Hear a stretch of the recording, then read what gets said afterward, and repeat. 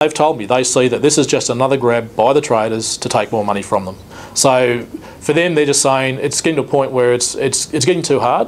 They really support the fact that we are standing up for them, and someone finally is actually having a go to try and break this power and this lack of ability to actually protect growers' interests when it comes to making a living from growing grain.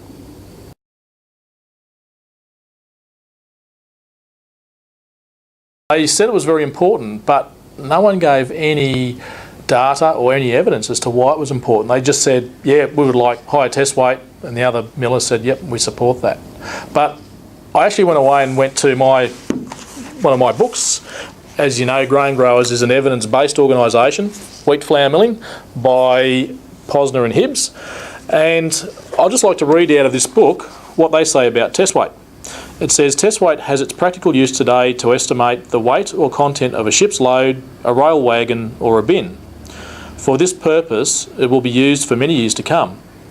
However, for processing purposes, it is not accurate enough to accommodate the needs of the milling industry, which is using sophisticated equipment to improve efficiencies and profit margins. Furthermore, 1,000 kernel weight is one of the wheat quality parameters highly correlated with flour yield. So this agrees completely with what we've been saying, and the data that we've shown that test weight's not the important measurement for flour yield. It's actually grain size, which is measured as 1,000 kernel weight.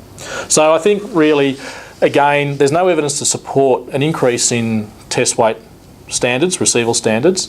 The customers have always wanted a higher test weight. It's always been outturned at 76. We've never had a problem doing that.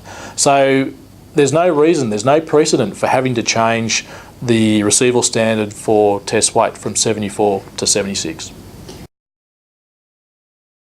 Yes, but once you change the trading standards, you're effectively changing all standards, which includes the receival standards.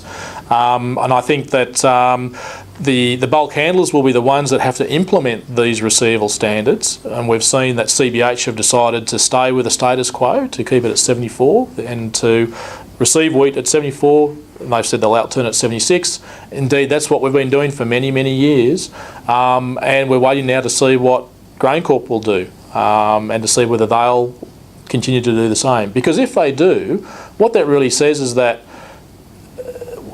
what GTA are doing really is not that important. We know that they're voluntary standards, they're not mandatory standards.